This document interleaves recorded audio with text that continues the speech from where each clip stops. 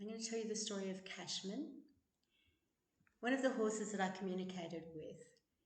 His family wanted to know how he was and to let him know that he was loved.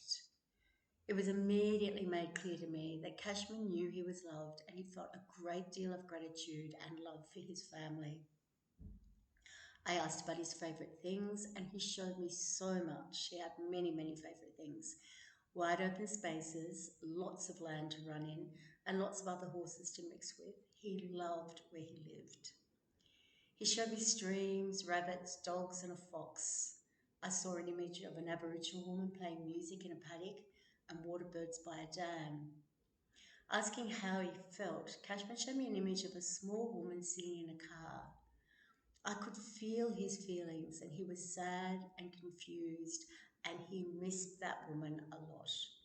I knew nothing of his story, but once I relayed everything that I'd got to his family, they told me that his previous guardian had given him up and disappeared from his life. They had had a very strong bond and it was broken. And I knew that he was very upset about that. In terms of if his favourite things, they were able to verify that he was registered on 1,000 acres with other horses and that everything else was correct, right down to the fox who would come every day at feeding time and became friends with Cashman's people. Some part of the land was sacred to the local Aboriginal people and they held occasional celebrations playing music and dancing there. One of the most moving parts for me of relaying this news to Cashman's family was their response to him showing me the fox. A fox used to visit every time the horses were being fed, and a special bond developed between the fox and Cashman's favourite person. She was very touched that Cashman had relayed something of that and made sure to include the fox in his communication with me. Monty. Jane wanted to connect with Monty, who had passed over several years ago. And she wanted to know what Monty knew about Kevin, who was her newly adopted dog that she adored. The first thing that Monty did was to show me his right eye, and he said, "Look, I can see again."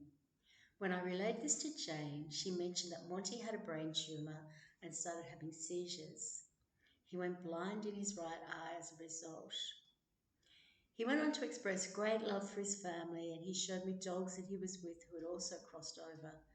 They were dogs that Jane knew.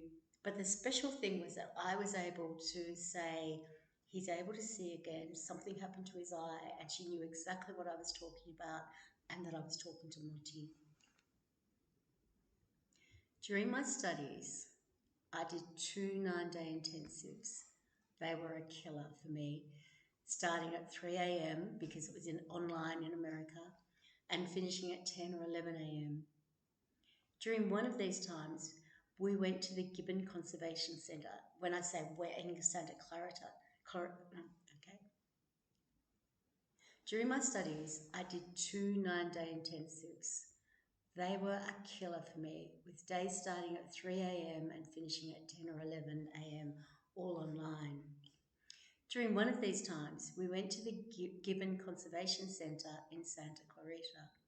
When I say we went, obviously I was just part of a Zoom trip. I didn't go there myself, but I was still able to see the gibbons and communicate, as I'll talk about in a second. We were divided into groups, and each group was given a gibbon to communicate with. I'm really sorry that I do not remember the name of the gibbon that I communicated with. I remember that she was a young female, but I don't remember her name.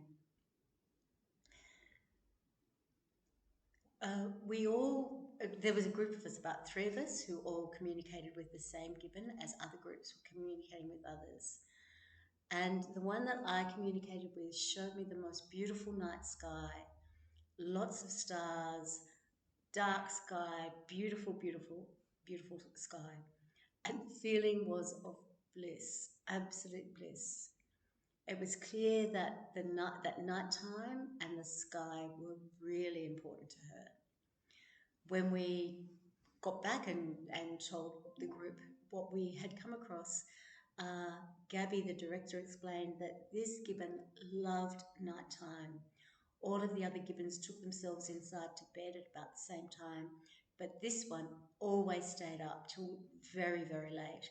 And if it was a nice night and it wasn't too windy and it wasn't wet, she would stay outside the whole night on the roof, just with her on her back, staring up into the sky. That was such an exciting period for me because I got to speak with a gibbon, which was pretty amazing, but also something so special that was so important and special to her that she communicated to me. We also learned